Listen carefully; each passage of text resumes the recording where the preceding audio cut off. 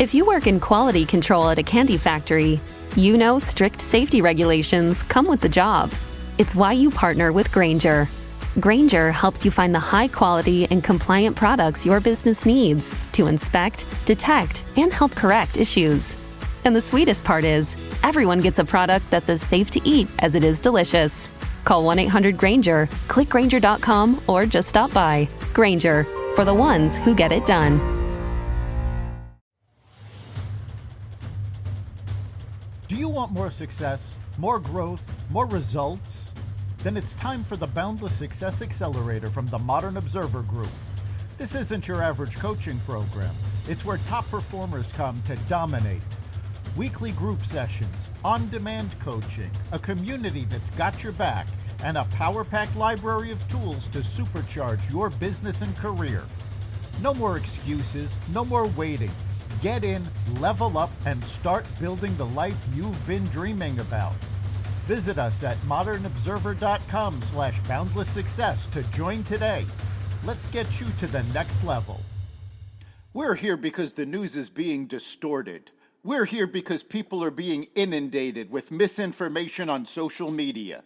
We're here because people are being judged guilty until proven innocent. We are fighting back with facts. This is not a safe zone, so buckle up, Buttercup. This is the raw, naked truth.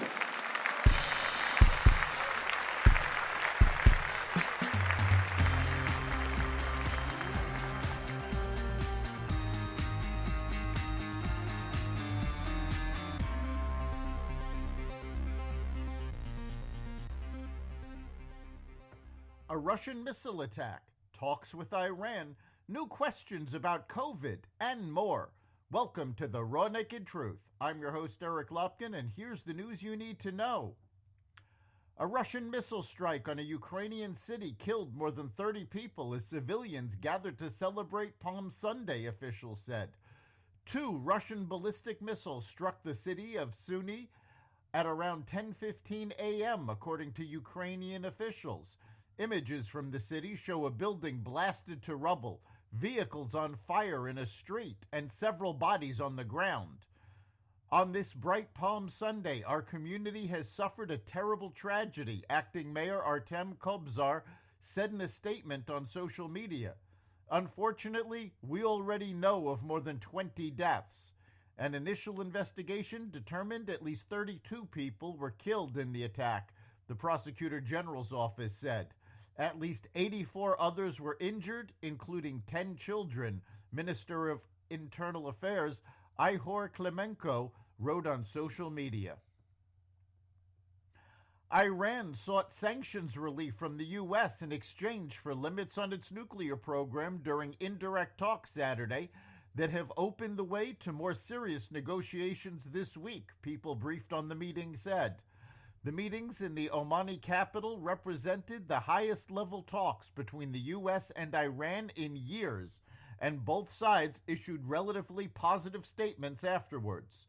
The White House said the Oman meeting was a step forward, while Iranian Foreign Minister Abbas Arachni said the next round of talks, scheduled for next Saturday, would include discussion on a timeline for negotiations and potentially a general framework for a new nuclear accord.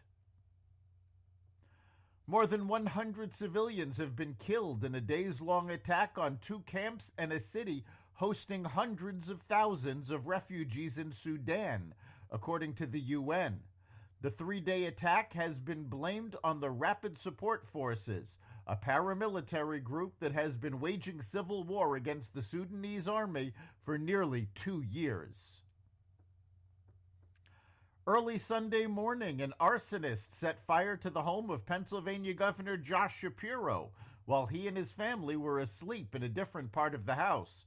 The attack happened just hours after Shapiro, who is Jewish, posted a photo of his family's Seder table on social media and wished his followers a happy Passover. Later in the day, police arrested 38-year-old Cody Balmer as the suspect. He will be charged with attempted murder, terrorism, aggravated arson, and aggravated assault against an enumerated person.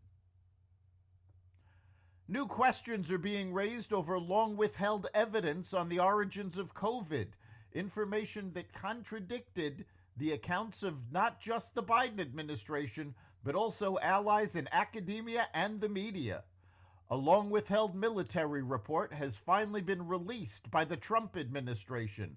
It appears to confirm what was once denied by the Biden administration, that U.S. military service members contracted COVID-19-like symptoms after participating in the World Military Games in October 2019 in Wuhan. That contradicts China's timeline, which claims the first cases of COVID were in December 2019. It suggests a longer cover-up in that country, which allowed the virus to spread not only to the U.S., but to countries around the world. Other nations also reported that their military personnel had fallen ill after attending the same games, suggesting that the virus was not only spreading, but already raging in the area at that time. Tariff news last week created one of the most tumultuous weeks in years for financial markets. The week ended with all three major U.S. indexes up 5% or more. The S&P 500 rose 1.8% on Friday to end the week up 5.7%. The tech-heavy NASDAQ Composite increased 2.1% for a weekly gain of 7.3%. The blue chip Dow added 1.6% Friday to lift its weekly rise to 5%. The NASDAQ gained more than 12% Wednesday for its biggest climb since January 2001, during a short-lived bounce in the dot-com bust. The S&P 500 added 9.5% for its best day since October 2008. The Dow's 7.9% climb on Wednesday was its biggest daily gain in percentage terms since March 2020, when traders bid up shares before that April's collapse. Despite the rebound, all three indexes remain below where they were trading when President Trump announced the tariffs. All three are down on the year. That's the Raw Naked Truth. You can catch every episode of the Raw Naked Truth Daily News Brief, as well as our sister podcast, Carnivore Radio, with news analysis and commentary, and the rest of the Xvadio Podcast Network at xvadio.com, the Apple Podcasts app, YouTube, Rumble, Spotify, iHeartRadio, Audible, Amazon Music, and other platforms that respect freedom of speech. We'll see you next time.